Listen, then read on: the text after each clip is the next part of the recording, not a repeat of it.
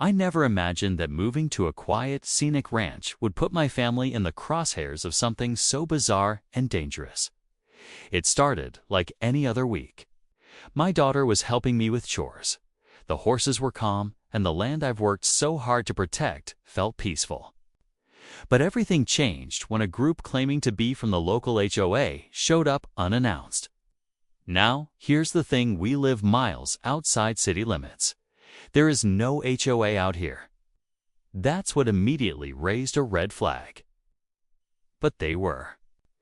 Dressed like officials, clipboards in hand, acting like they owned the place.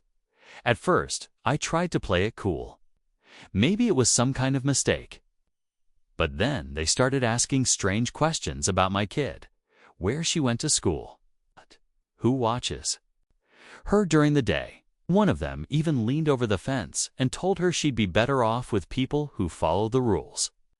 That's when the calm rancher in me took a back seat and the trained military side kicked in. I've dealt with threats before, overseas and right here on American soil. But nothing rattles me like someone trying to mess with my family.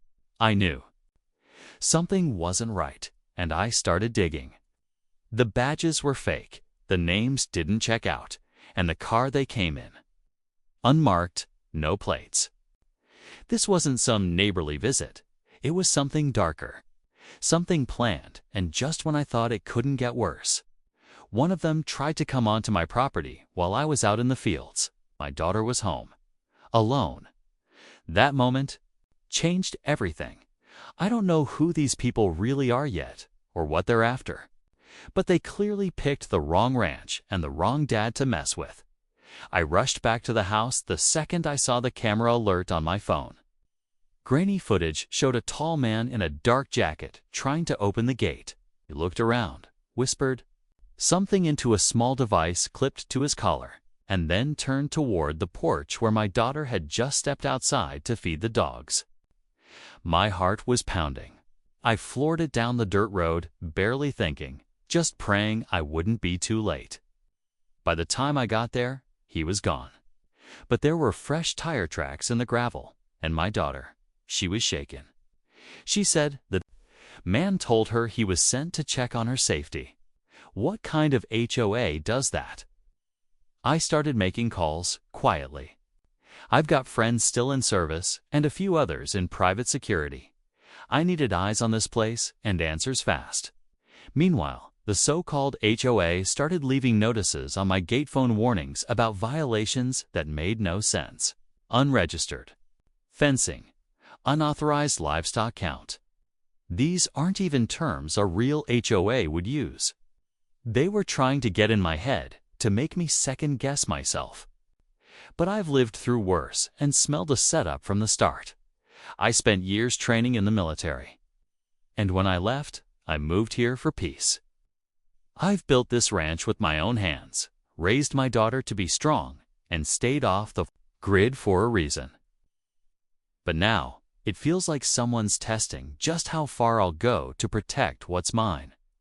Then it got weirder. My neighbor, who lives a mile down the road, mentioned someone came to his house tossing about me, pretending to be part of a local board. That's when it hit me. This wasn't random.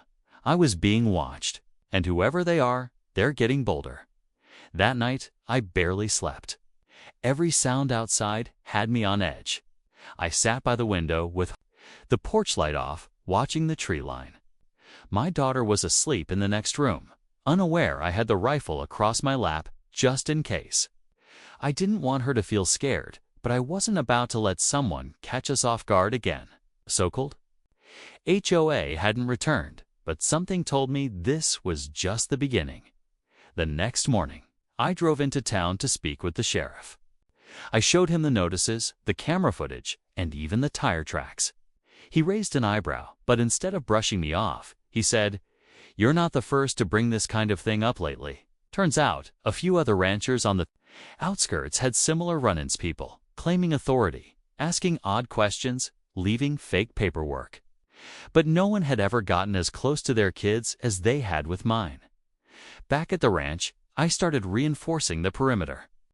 I moved cameras, adjusted motion sensors, and even shifted a few trail cams deep into the brush. I also had a buddy from my old unit drive up from Arizona. He's good with tracking and even better with surveillance. If someone was coming back, we were going to be ready. Meanwhile, I couldn't shake the feeling that this had something to do with my past. I wasn't some high-ranking officer, but I'd worked a few operations that weren't exactly public. Was this about that? Or was it something newer, land, property rights, or some twisted custody scheme hiding behind a fake HOA? My daughter started asking questions too. She's sharp, just like her mom was. I tried to play it down, but she knew. She felt it. The air was different, tense. Even the horses were uneasy lately. And then, 3 days later, we found something buried under the fence post out back, a GPS tracker, still blinking. That changed everything. Finding that blinking GPS tracker buried right by the fence post felt like a punch in the gut. Someone was watching us, constantly tracking every move on my property. I knew then this wasn't just a prank or a petty intimidation tactic. It was a full-on invasion of our privacy and safety. I pulled it out carefully, but inside I was already planning my next move. Whoever put this here was close, maybe even still lurking nearby. I called my buddy from the unit, told him to come over fast. Together, we started combing the perimeter, checking for more devices or signs of trespassers. The ranch that once felt like my sanctuary now felt like a trap. Every shadow could hide a threat. Every quiet moment was a warning. My daughter was more alert too. She kept looking out the windows, asking questions about who these people were and why they wanted us so badly. I told her we'd keep her safe no matter what. That night, we set up a plan. We'd use the GPS tracker as bait, feeding false signals and waiting for the hunters to show themselves. It was risky, but it was the only way to turn the tables. Hours passed, and then, just as the moon slipped behind a cloud, headlights appeared. Far down the dirt road, quiet at first, then growing louder.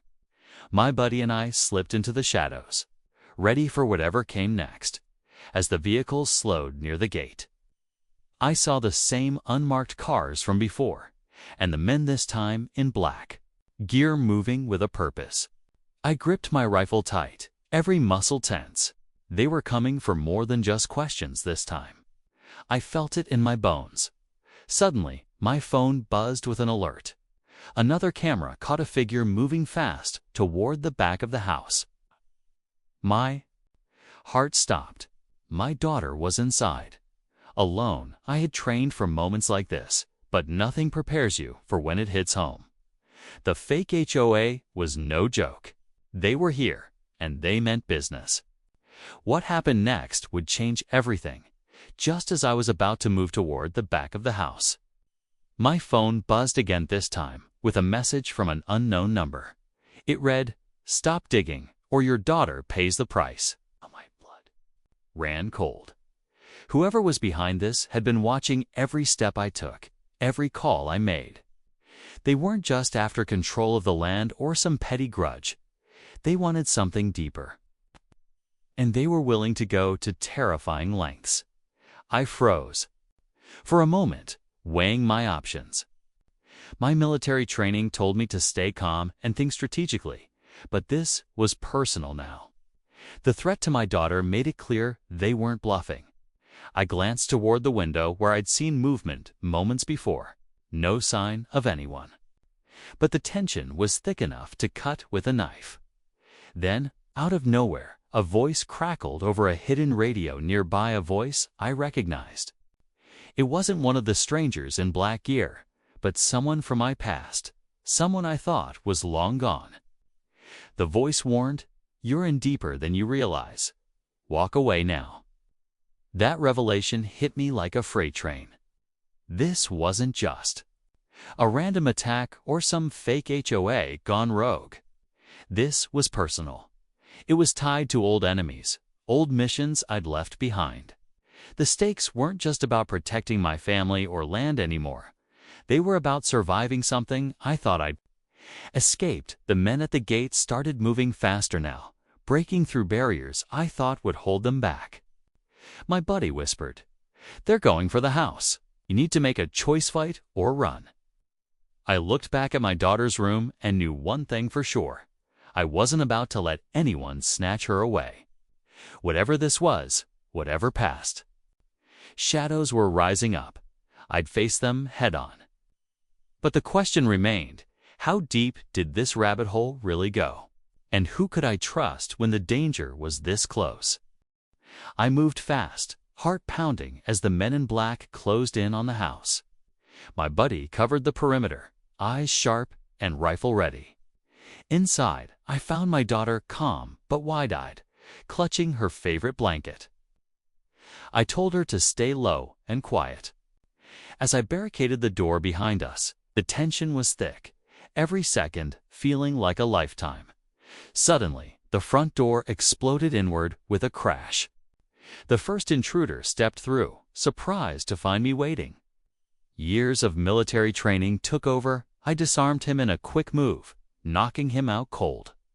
The others hesitated, caught off guard. I didn't waste a second. I yelled for my buddy to secure the back while I held the line. One by one, they came, but we were ready. The ranch that was supposed to be quiet and safe had become a battlefield. But I wasn't about to let these strangers take what was mine. As the dust settled, the remaining men fled, leaving behind shattered equipment and unanswered questions. I checked the GPS tracker. It was a decoy, meant to lure me into a trap. Just when I thought it was over, my phone lit up with a new message. This time, it wasn't a threat, it was a video. It showed my neighbor from down the road, smiling calmly as he spoke into the camera. "You're tougher than I thought," he said. "But this is bigger than just your ranch." That moment hit me harder than the fight. The neighbor I'd trusted had been part of this all along, feeding information to the fake HOA group. It wasn't just about land or old enemies. It was a plan to push everyone out, to take control of the entire area. I realized then that protecting my family wasn't just about fighting one attack hit, was about standing up to a hidden network. A threat that ran deeper than I ever imagined. But now I knew the truth. And I was ready for whatever came next. After discovering my neighbor's betrayal, everything changed. I couldn't believe someone so close had been working against us all along, feeding information to the fake HOA group, trying to take over our land. It was a harsh reminder that sometimes the biggest threats come from where you least expect, but it also strengthened my resolve. I wasn't just protecting my family anymore, was defending a community, a way of life that so many of us had. Built from the ground up, I reached out to the sheriff again. This time armed with proof videos, the GPS decoy, and eyewitness accounts from other ranchers. The local authorities finally took notice, launching an investigation into the fake HOA operation. Slowly, the harassment stopped. The men in black never returned, and the notices on my gate disappeared. Peace began to settle back over the ranch. But I stayed vigilant. My daughter, once scared and uncertain, grew stronger through all of this. She learned firsthand what it meant to stand firm when things get tough. We spent more time together outside, rebuilding not just fences, but trust and safety on our land. This experience taught me a lot about how quickly things can change and how important it is to be prepared. Not just physically, but mentally. Being a trained military rancher wasn't just about handling weapons or tactics. It was about protecting what matters most, no matter the odds. If there's one thing I want you to take away from my story, it's this. Trust your instincts, protect your loved ones, and don't back down when you know you're right. Fake threats and false authorities might try to shake you, but standing strong makes all the difference. Our ranch is safe now, but the lessons stay with me every day. And if anyone else tries to come for what's ours, they'll know exactly who they're messing with.